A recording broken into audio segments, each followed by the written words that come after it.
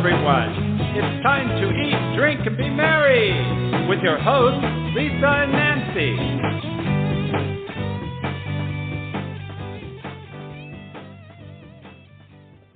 Welcome to Big Blend Radio's second Friday Food, Wine, and Travel Show with Nancy and Lisa, the mother-daughter travel team on the Love Your Parks Tour and publishers of Big Blend magazines. So every second Friday, it's so exciting. We get to chat with travel writers and representatives from different destinations around the world, all part of the International Food, Wine, and Travel Writers Association. You can check it out. Go to the website, ifwtwa.org. It's an awesome organization. We've got a cool conference coming up in Florida in November, so if you're in the industry, you're going to want to check that out. But today we welcome back travel and wine writer Cori Solomon, and she's joining us to talk about Arizona wines.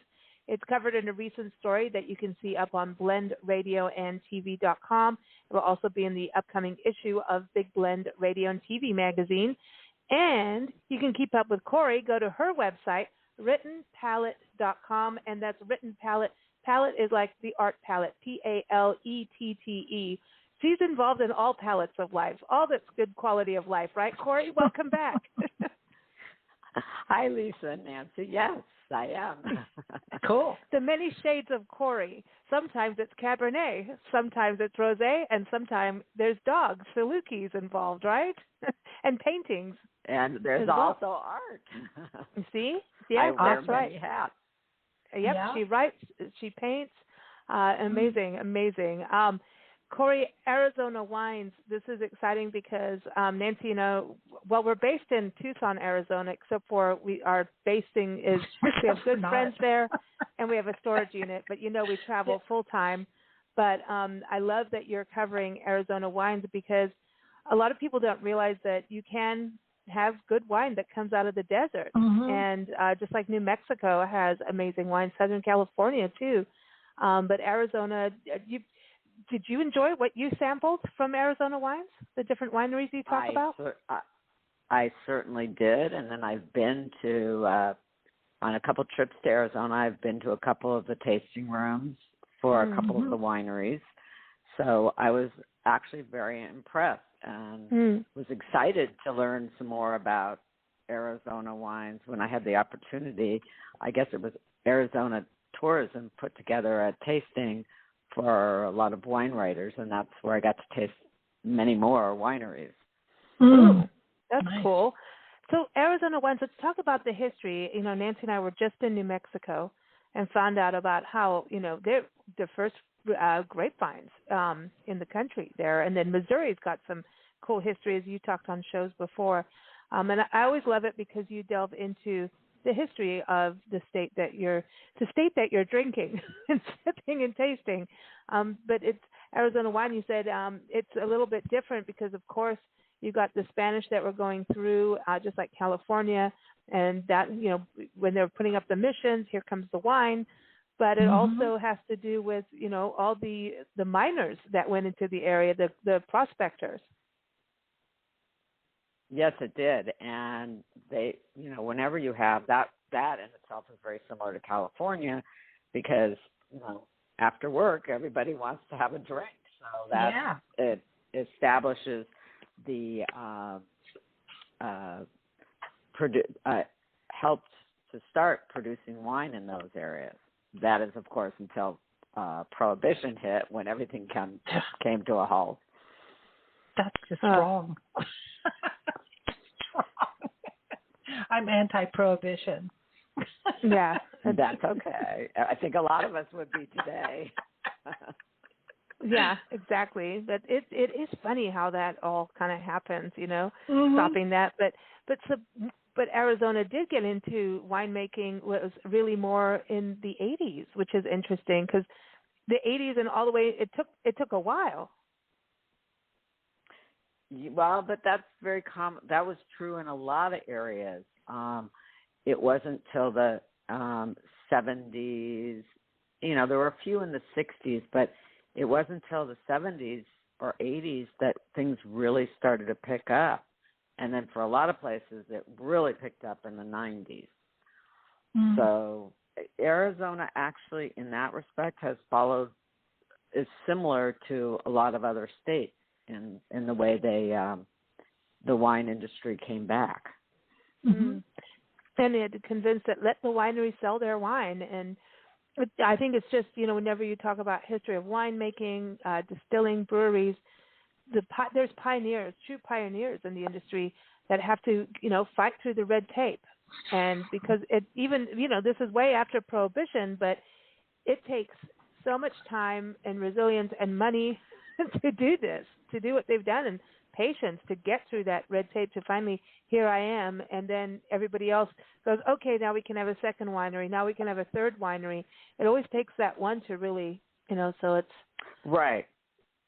Yeah. And I think one of the ones who was very instrumental in that, well, at least in the 90s, was Callahan. Callahan. Vineyards.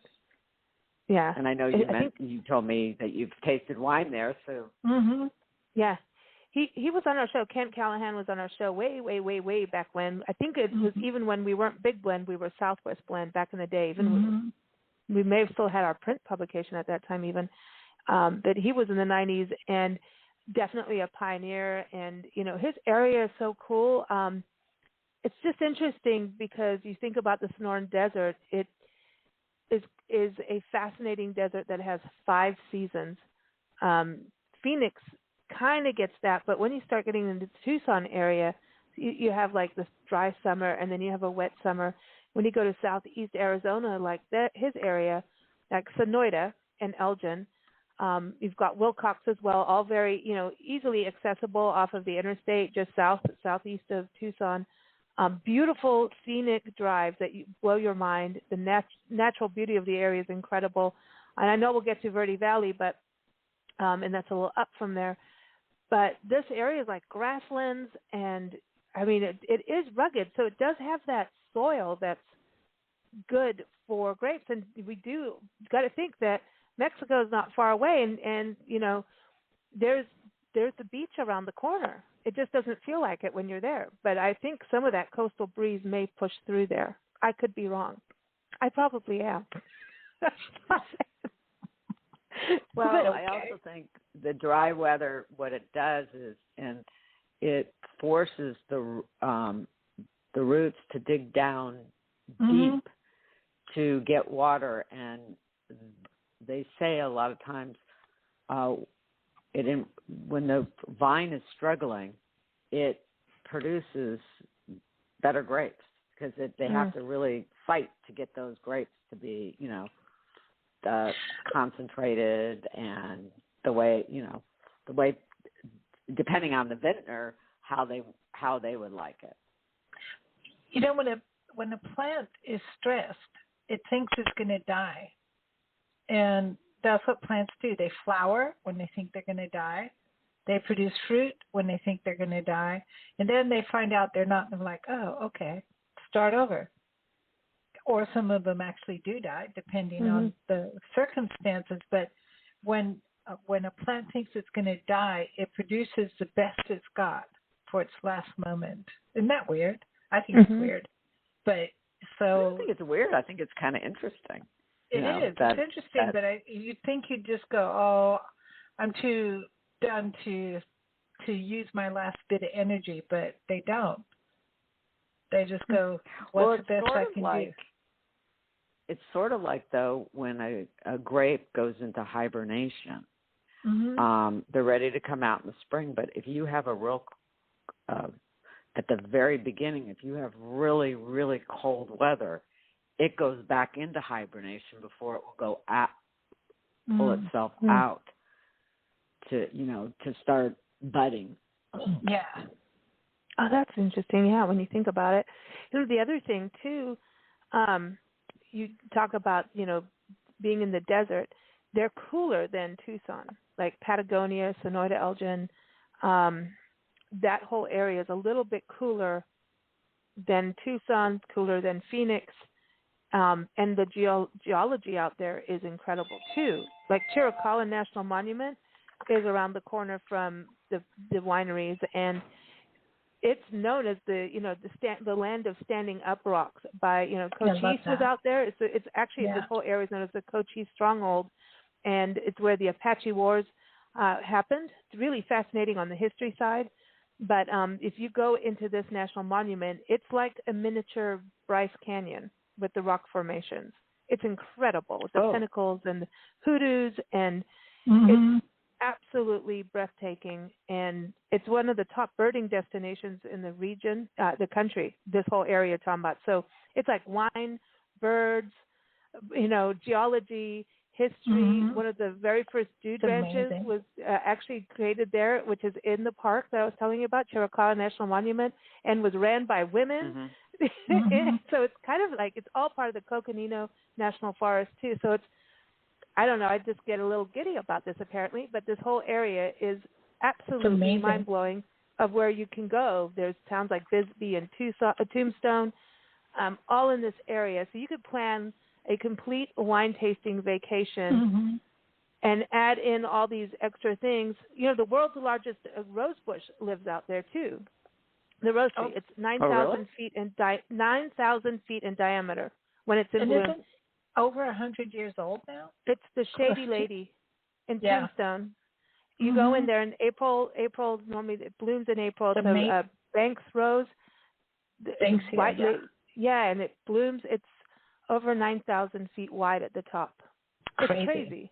So roses and wine go hand in hand. So, I'm so glad we're talking about this, because to me that I want people to know that Arizona, that area, it's the unexpected. There's more than the Gumby saguaro cactus, which we love. They're the sentinels of the desert. But the wine, like you could spend an entire 2 weeks just touring the wineries and seeing all these other things in between. I want to go there now. Let's go. Cori, I want to go. So it's really beautiful. So, you miss your base of Tucson. Yeah, you're making me thirsty too. Yeah, I do.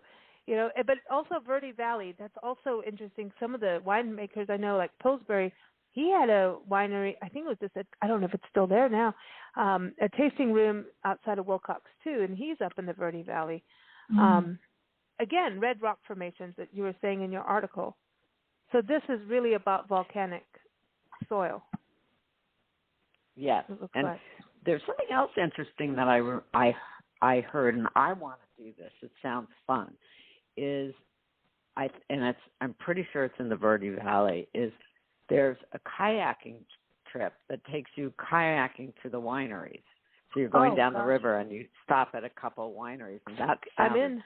I heard about that a couple of years ago. I don't know. Obviously, it may not be going right now because of COVID, but hopefully it will start up. It's something I'm going to put on my bucket list. I want to go. Well, that sounds like fun. That's totally my style.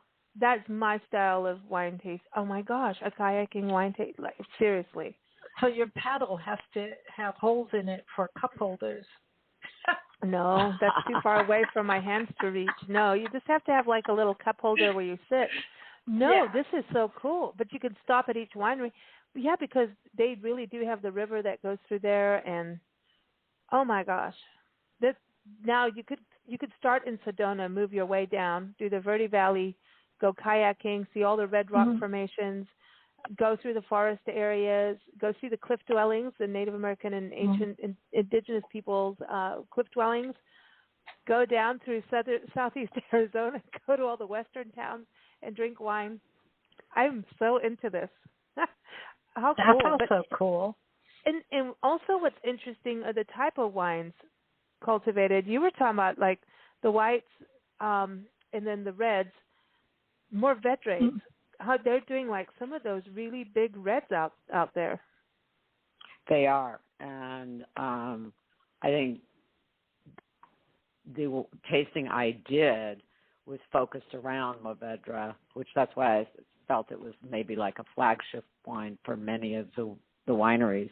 But I've had a lot of reds there that are excellent, and I think it's because the type of as we've talked about, the type of soils. And I think, there's a lot of interesting, they're doing more, a lot of Rhone, no, they're not, they're doing a lot of Rhone varietals and also Spanish but then they've mixed in some of the Italian. It's a little less on the Bordeaux varietals, but I think they concentrate more on that Rhone, Spanish, and then adding in a little bit of the Italian. Yeah, and that's probably because the terroir is very similar to that of those countries. Because Spain, it's very dry. In many of the regions, it's very dry. And, if you think of Italy and Tuscany, it's in its own way similar too. Yeah, but you wouldn't think it out in Arizona because, a lot of people think of Arizona as one big desert with a Gumby cactus. And it's so much more. This is why I love what you're doing on this. It just shows that whole other side. Well, but you have a lot of the rock formations, and, as you said, just describing the red rock and that one that you said place that looks a lot like Bryce. So that, I know in Tuscany there's a lot of rock formations, just like in Southern California or in Val de Guadalupe. But so they do. There are some characteristics similar to a lot of those places. I mean, it may not be entirely. Well, yeah, because it reminds us of Africa too. That whole area. So I lived down minerals. It's about the minerals, I think. And there are wetlands. Content. There are wetlands all throughout there, which is really neat because you don't expect that either. But there's wetlands and frogs, and the toads come out right at time of when you get the monsoon season. That's the cool thing. You get monsoon storms out there. They're beautiful. So I'd still go out there in summer. I know some people are like, don't go out to the desert in the summer, but I would because it's so cool. Not cool, but it's awesome to watch the monsoon storm. So I wonder what happens to the wine at that point. I remember doing a radio show from a winery in Wilcox, and a monsoon storm took us out. Literally, it just like everything went out. Remember that, Nancy? It was like years ago. It was like 2013 on our tour. Yeah, and because the lightning does do that, but it was beautiful. Some of the wineries that you were sampling from, Aridus Wine Company. So this is in Wilcox, and they've been going since 2009. Huh. Yes. That's pretty. They started in 2009, but they bought the property in 2009, and they actually started the winery in 2012. And I was very impressed with their wine. I mean, they had a fabulous Sauvignon Blanc, and then their Graciano was excellent. And I mean, I got to taste, I think, 5 wines, and those were my favorites of their wines. So they produce 3,500 cases of wine. So that's a small lot winery, right? When it's at that level. Yes, it's not pretty small, but it's not. It's a good amount. Okay, so Aridus Wine Company, you had Caduceus Cellars and Merkin Vineyards. Dude, Maynard Keenan, I didn't know he was into this. I did not know. And that's why I said that's his another side of him that most people don't know, and it's actually a good side. I mean, his wines are excellent, and he was when I talked with him, and he's I think his music plays an influence in his winemaking. I really do. Well, there's that creative touch, and also it's a risk taker. Musicians are risk takers. So and he also said to me that he got tired of LA, and because I know he lived here for a while, and it's just, I think when you are a rock star, you're always in a hustle bustle. So moving to Arizona, you get your quiet, and making wine is calming. So it's it's helping him on the other side, that doesn't, it meshes both sides of the creative process. And more space, just more wide open space, even. Yes. Yeah. I can see that. Yeah, but winemaking, there's a lot of musicians that are into, like, there's the musicians in the brewery documentary Brewmance that we just did. He went into beer making. There's a lot of musicians or chefs. I mean, it's all about arts, it's like musicians who paint. It's like Cori who writes and does art. Well, it's the full circle. Yeah. You want to like when at art shows they give you a little sherry, and it's the calm down before you look kind of thing. Yeah.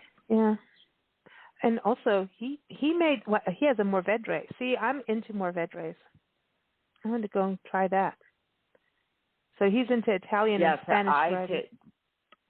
Yeah, but the Mourvedre is both is Spanish because it has a different name in Spain. Monastrol, and then, cool. But if you in the Rhone, it's Mourvedre. So he's combining both areas. That's awesome. I like that. Hey, why not? See, it's a blend. It's a perfect blend. But he's up in Verde Valley area. And then to go back south a little bit, we're going in alphabetical order. And I don't know if I even pronounced his name right. Caduceus Cellars. Or Caduceus. Uh-oh. I'm going to get in trouble. You pronounced it correctly. Okay. I want to double-check myself because I change everyone's names. Callahan Vineyards. Okay, so that is out in the Elgin, Sonoyta area.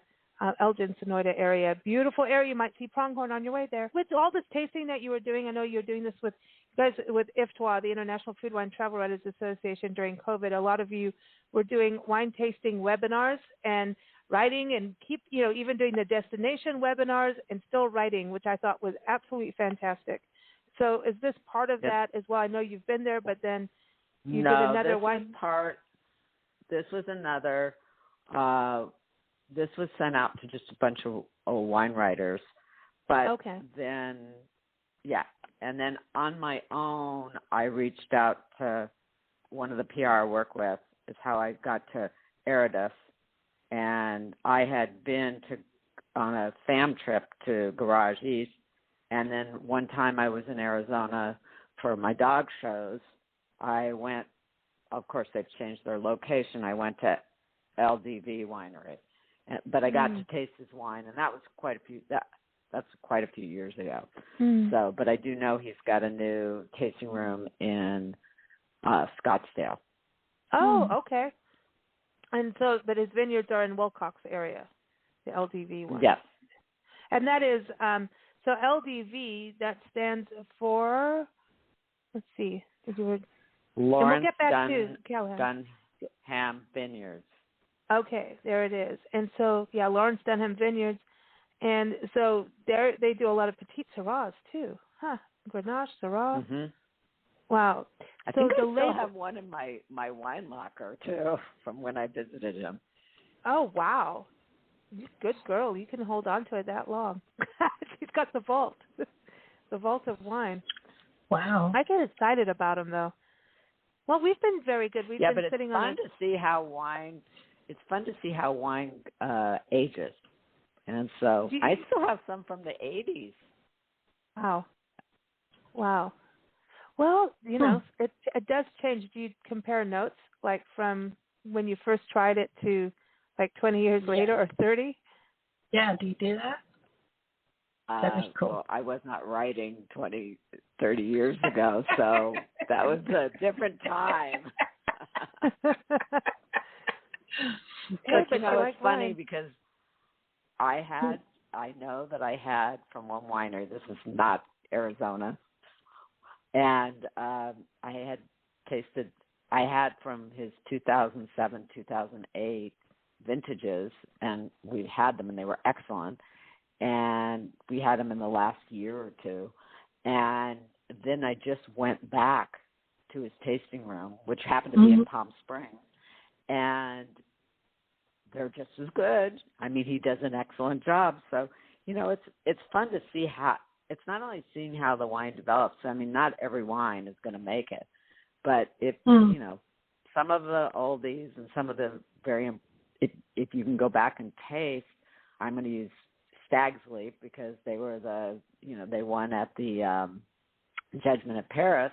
And so when you look at something like that and you go back, and I think one time I got to taste in 1979, which is 3 years later, you get an idea of why they won. It's kind of fun.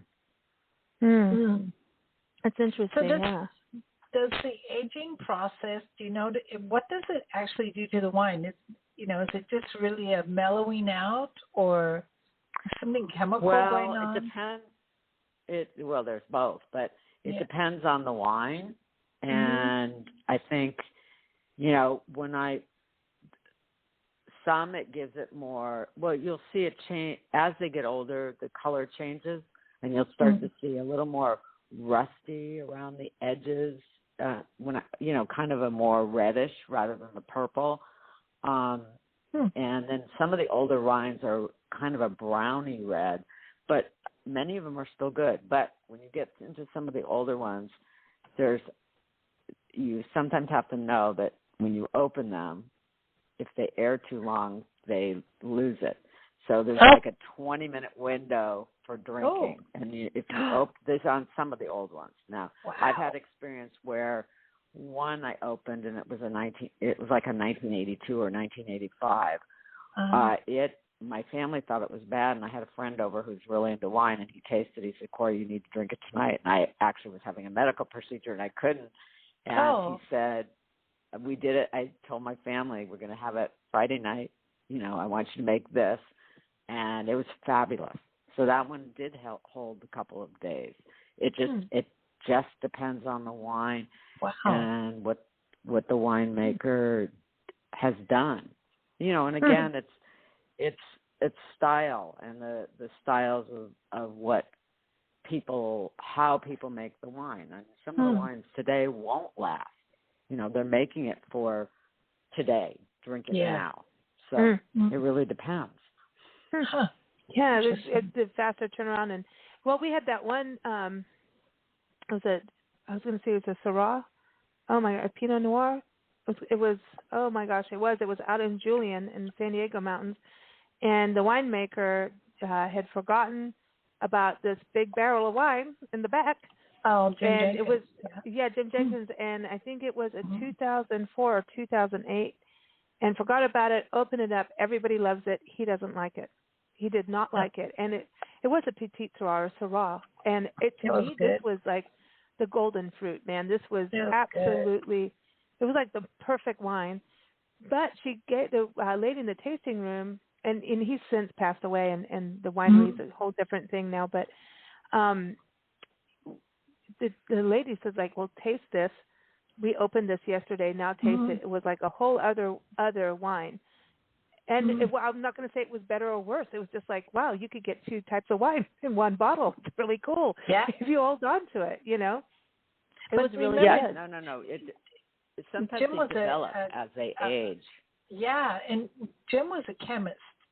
So I think what he did with his wines, I'm not saying he put chemicals in, but I think he played around a lot experimentally, like to see what different effects he could get. I don't think it was primarily. Well, a lot of it is. Yeah, he wasn't a wine drinker; he was a chemist. Well, but a lot of that chemistry goes into when you pick the grapes. What are the bricks when you pick it? You're picking for tannins, acidity, and a lot of that. So when you pick them, reflects how it's going to reflect ultimately in the wine. The same thing is how you barrel it, the length of barrel aging, the type of grain, the toast of the barrel, and how that will play into the wine. And so one of the reasons for aging is the one thing aging does do is soften the tannins. So That's why a lot of winemakers, in Europe, they hold them for a couple of years before they even release them. Mm-hmm. Very different than a lot of, you're getting more in the United States doing that too, but a lot of do not, they hold longer than, they have the freedom to hold that. A lot of winemakers don't have the freedom because they need the income. Yeah. So. Mm-hmm. I mean, that's an investment, having to hold wine for years before, you've done the production, paid all the stuff you have to pay in order to produce, but then you can't sell for 2 years. That's harsh. Mm-hmm. That's really hard. Yeah.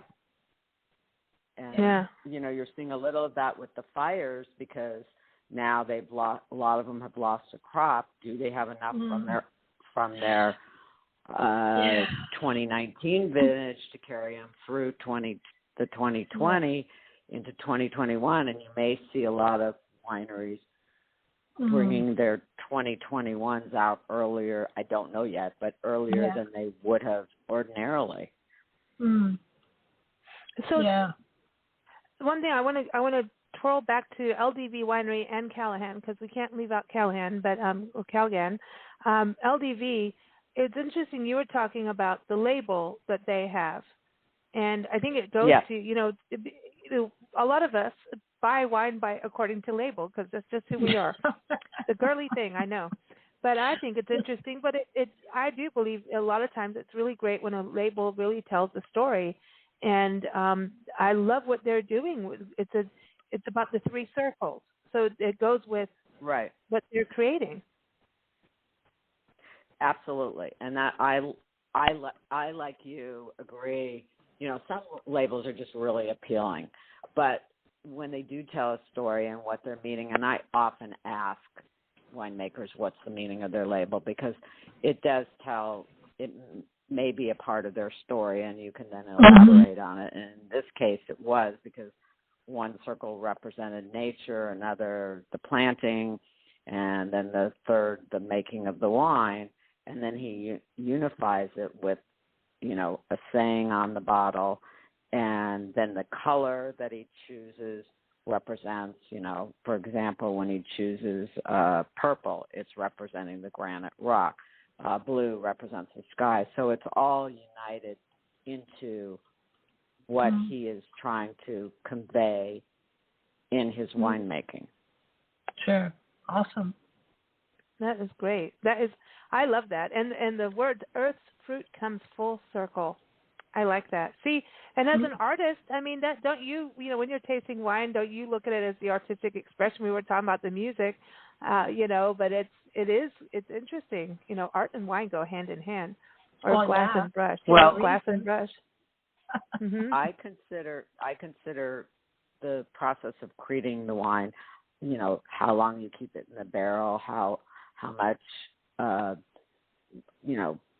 when you're doing a blend, how much of this I'll use, say, Syrah versus Grenache or Maigre. That's all part of that. To me, is like an artist palette mixing the paint to create a color. That's the same. Or they also relate a wine, winemaking to a chef's, it's not palette. It's chef's, their spice rack. Because what spices they add. Well, that's the same Pepper. for a winemaker. Mm-hmm. Sure. Yeah, this is cool. So they have Callahan, their special touch. Yeah, and what chefs. Everyone has their little. They all have their garam masala. So I say that different too. Apparently, Callaghan Vineyards. That he was saying that the terroir of his vineyard is like Paso Robles. It's interesting that it goes more on the California side, but I can understand that. When you go from east of the coastline, it does get into that grassland. Well, it's also what you have to remember is in Paso, it's kind of divided into the east side versus the west side. The west side is closer to the ocean. So you've got So that's a little different. It's compared to the east side, which is more dry. I'm going to say a little more dry, a little more, I don't think this is the right word, but maybe a little more barren or a little more deserty kind of feel. And the Paso was originally a cattle town, so that's, the grazing. So, there is some similarities. Mm-hmm. Did you enjoy the wine? I mean, especially the Mourvedre. I'm going back to. I would like some Mourvedre right now. Well, the wine that we had from Callahan was a blend, so it was a combination. And actually, I thought it was very, very good. So, he blended the Spanish and the French varietals. So it was. I thought it was very, very nice. I like blends. I'm getting really more into blends more than ever, because to me it's interesting. It is an artistic thing, It's the creative process of blending. So I like some of the wineries too are letting some of their club members be part of the blending process and creating their own blends, and I think that's interesting. Well, it's a fun activity. I have not done it yet, but I've been invited to wineries that have talked about doing that, and one day we'll get there. Yeah, we haven't done the process either. We just sip and go, this tastes good, Yeah. And some of them, I mean, it just depends, and I mean, a blend could go bad, I suppose, but it seems to be a really interesting way of just exploring the different varietals. But let's go to we'll stick to the Sonoyta-Elgin region. Dos Cabezas Wineworks. They're in the Pronghorn Vineyard in Sonoyta. They're also in Cimarron Vineyard in Wilcox. So nearby, near Callahan. So tell us a little bit about their wines. What was it like sipping theirs? Well, I had first. He had Todd, the owner and winemaker. He had his hands in the Garage East, which that's an urban wine bar in Gilbert, and that's where I first tasted wines where he was working with a partner who was a retired fire chief who got into wine. And so that's where I first tasted the wines, and I was quite impressed. So that when he was on the virtual wine tasting, Todd was, I thought it was interesting, and then I tasted. I think on that they had one wine. It was a blend again of blending the Rhones and the Spanish wines, and that was very good. And then I was, through a friend who was interviewing him, we were sent some other wines, and he does a lot of interesting, unusual blends with white, in the whites. And I was able to taste two, and for the article I put my favorite, which was the white, which maybe I'm a little partial because there was a picture of a dog on the front of the label. There you go. You wonder why. But it's true. I've always been a fan of Picpoul Blanc, which is an unusual French grape, and then Malvasia. So he combined that with Roussanne, Viognier, Garnacha Blanca, and Muscat. And Muscat, I said it wrong. Anyway, that it was. I always love when they do unusual blends, something different, and and that one definitely was different, but it was excellent. So I think he has a really good hand with making blends.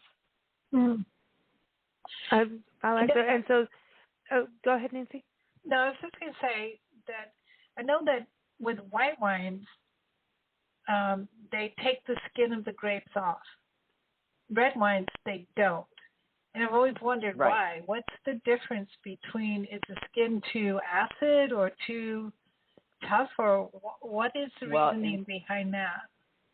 You know? In some cases, it's the outside skin of a white grape is not white. Okay, so they have to remove the skin, otherwise, because otherwise, if you leave, a perfect example is in Italy, Ramato.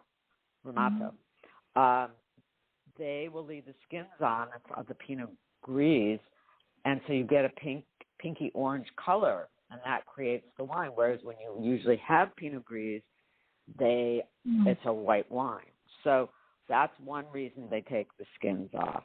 And the skins add different flavors, and the white, they don't. Some of them do add a little of the skin in, It depends on the process they're using.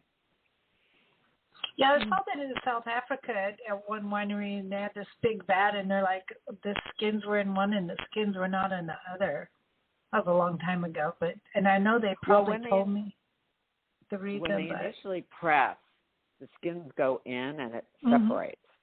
Yeah. And it depends on the type of pressing, and, it's just like on some wines they leave the stems on, or they'll do whole cluster. And this is more common in reds. They'll do partial whole cluster to mix, because that again adds to what you're going to have at the ultimate flavor. Or the stems can add a little more cedar, or it really depends. It also depends on where it's growing. But you have some that do not do whole cluster, or some that just leave just a little bit of stem on there. So it really varies with the winery. Wow. And what they're trying to achieve. I can see like the wine master or the vintner standing in the vat tasting, going, "No, you need more stem," and throwing some stems in. No, I think it's a process of elimination. They'll do, what they'll do is they'll have they separate into barrels, and they go, okay, this is whole cluster with the stems. Oh. And then they do mixing with the regular barrels, and then they decide what works. So there's a lot of mixing going on throughout the process. And then when they're about ready to bottle, they come up with the ultimate blend. Although sometimes what they'll do also is when they'll bring the two together, meaning the whole cluster and the non, where they didn't use the whole cluster, and that'll sit in barrel for a period of time because they blend it together and let it sit for so many months. So it's really, just see how many times I got you to say blend.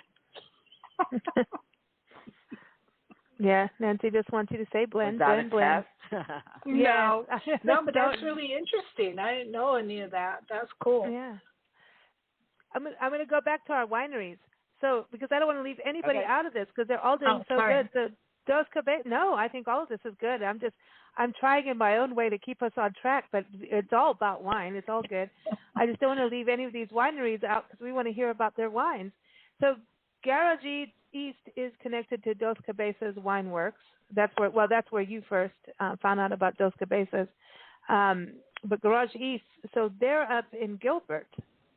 So this is interesting. Right, and that's it. Okay. This is an urban wine tasting bar. It's kind of combination winery, urban wine tasting bar, and it's a part of an agricultural community that's in Gilbert. I actually found the community quite interesting, and it's part of what's called, I'm going to pronounce it wrong all the time. Barn. I can't say it. I'm so bad. But it's part of. Yes. Thank you. I got tongue-tied there. Anyway, it's part of that, and they've got all these craftsmen and crafts. I mean, I remember there's a woodmaker. There's a plant-based restaurant, which is fabulous. And then the Garage East is it's not in the direct building. It's a separate building, but it's a fun place. I didn't go there at night, but I can imagine it's a great place to go late afternoon into the evening, because they also serve some food, and it's kind of that urban wine bar concept. So, but they make some very nice wines. And they're using the vineyards from Dos Cabezas, right? That's where their vineyards are. Right. Yes. Okay. So they have a blend, and an unusual blend of Montepulciano. Just had to say that. Pucciano. Barbera and Aglianico. There. I can't say that. I want to say Aglianico. I don't want to call wine ugly. But okay, now Chateau Tumbleweed. This is in the valley, Verde Valley. Verde Valley. So, yeah. Tell us about that. I like the name anyway. That's to start with. Well, that's a good name. Of 4 friends who worked at other wineries that combined their talents and created Chateau Tumbleweed. And I only got to taste one wine from them, so it's Mourvedre, one you've been talking about a lot today. And but they're a winery, but they don't grow their own grapes. So they source their grapes from 10 Arizona vineyards. So, and one of them is the Cimarron, which is part of Dos Cabezas. Oh, very cool. Very cool. So, well, I think it's kind of interesting where you have that, where people are sourcing their grapes. They're into the creative part. Like, they just want to jump in the creative part. You know what I mean? And I think it's interesting. Go ahead. Part of it's because of the land. They don't have the land to grow the grapes. Yeah. That's an expense they don't have. So for them, buying the grapes is is probably cheaper than starting a winery. Right. I don't know. In Arizona, I don't know the cost to buy grapes, but it makes it easier for them to start a winery, and some of the ones that start like as just sourcing grapes ultimately end up purchasing land to grow their own grapes. Others are sourcing grapes because their vineyards aren't ready to harvest grapes yet, because it takes a couple of years once you plant vines. So that's another reason many source their grapes, and eventually that dwindles, and that's all their estate fruit. Well, but then again, I just like that they work together. Now, I was just going to say the ways a lot of wineries work together that way. Even like Garage East and Dos Cabezas, in regards to wine, and a lot of wineries we've known they'll have their vineyards spread out in the state or even different states even, and produce it in one place. It's interesting, how they spread out. And just even the cost, like you were saying. Okay, go ahead. No, I was going to say that sometimes what also happens is the winery grows certain grapes, but they want to make something, or, for example, in the blend, and we'll use one of the blends we tasted, maybe they don't have that particular grape on their property, so they will source that grape to add to their blend. Yeah. It's like ingredient shopping for a meal. Yeah. Yeah. You're making a soup, and you need to have, the right things. You have to remember, they have to have tasted all those grapes and remember how each one tastes. I find that amazing. I mean, that's amazing. That's an amazing talent. Well, and that's why along the process they're going to taste to see how they put the blend together and see if it works. Yeah. And they'll even do that. That will even occur on a single varietal where they have different barrel types, and they want to they say, okay, I'll use Mourvedre.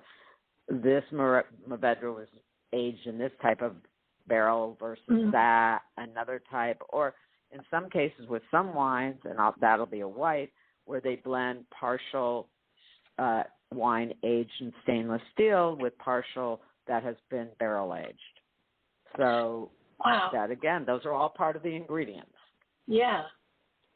Cool. Now, when you open a bottle of wine and drink it, you rarely think back to, especially if you don't know, you wouldn't think back to what goes into it. But the more we investigate this, the more we find out how much goes into making wine.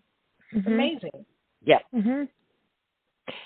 Well, and some wineries that we know grow grapes for other people that are not winemakers. Like when we were up in Erie, Pennsylvania, and we were up on the Great Lakes area, their wine trail up there, and I think it was Courtyard Vineyard that we were with, and they took us all through the vineyards, and he was like, but everything you're looking at, these are all grapes grown for Concord grapes.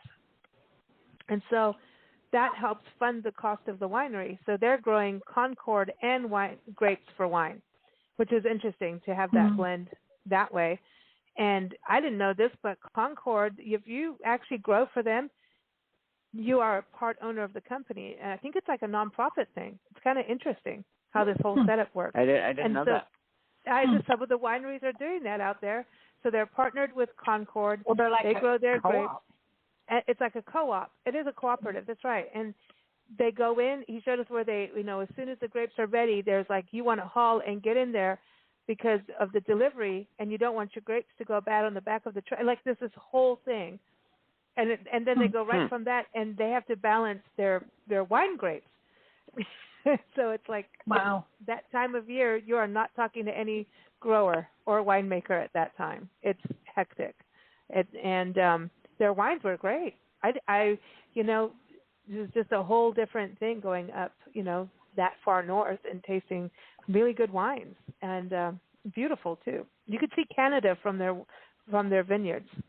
Yeah, it was crazy. Oh, really? Across the lake. Yeah. Yeah. It was like, awesome. what? It was totally, like, really? Yeah. It's a little cold of a swim to go across, but it's. I think what's so great about doing these segments and articles like what you're doing, Cori, is that people to have that understanding and value of what they're sipping, how much goes into that glass of wine. It's so important to have that understanding, that backstory. Well, but it's also not just what goes into it. It's all, besides the blending and all that, it's their heart and soul that goes into it. Mm-hmm. Absolutely, absolutely. Well, Cori, it has been a pleasure to have you back on the show. Everybody, the conference is coming up for IFTWA, the International Food Wine Travel Writers Association. Are you getting out and about and traveling, and would you be able to get to it this year? I have started traveling. I'm only traveling local, where I can drive. I myself am not ready to fly yet, but we'll see. I mean, the IFTWA conference is going November. to be in St. Pete this year, and that's in November, so we're just going to have to see where things go from there.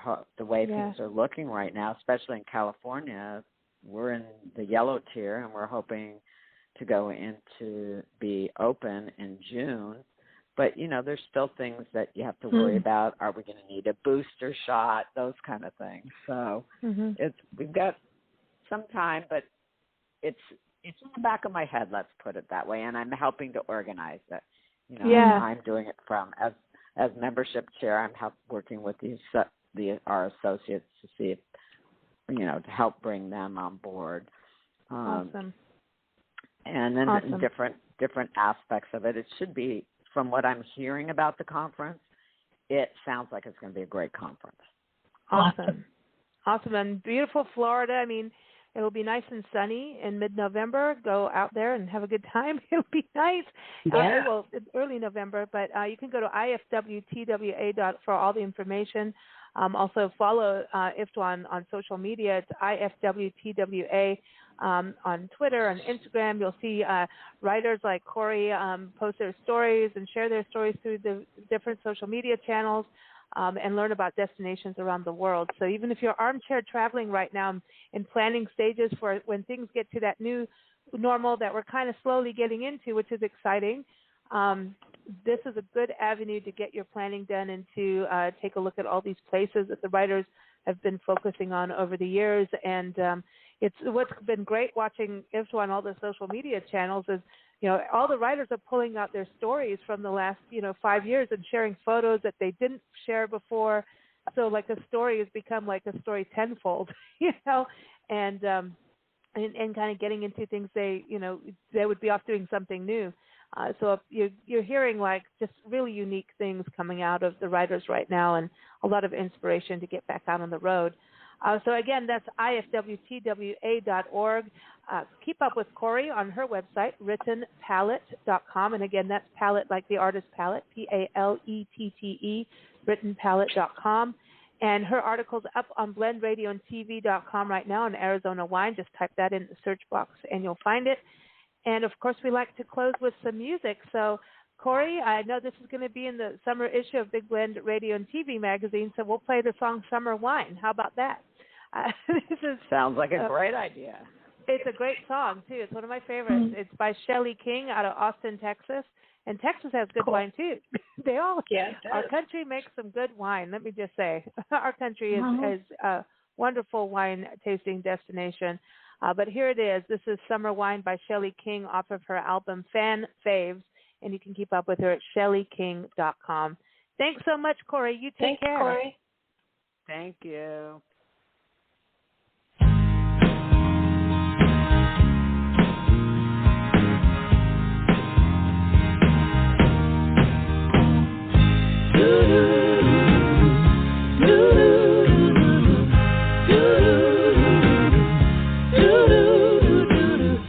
I've been thinking about getting away. Maybe I just need a little escape, away from all this busying around. Find a little time to come unwound. It's so easy to get caught up in this race, with so many dreams to chase. Then I hear that song on the radio, making me wanna go out in the sunshine, sip a little summer wine, slow dancing in the park, stay there till after dark. Sweet sound, soft and low, song on the radio.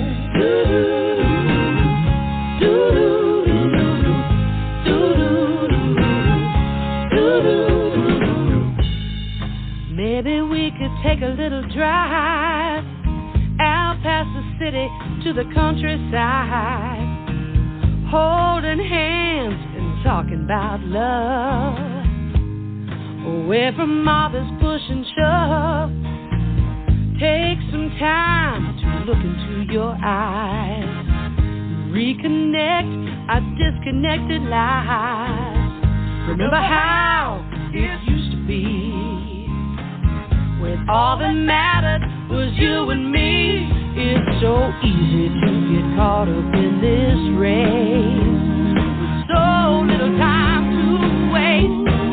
Then I hear that song on the radio, making me wanna go out in the sunshine, sip a little summer wine, slow dancing in the park, stay there till after dark. Sweet sound, soft and low, song on the radio.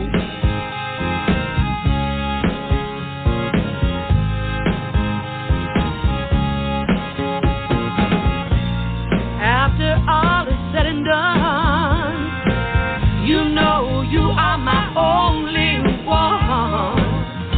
Oh, darling, give your love to me. Then we'll hear our song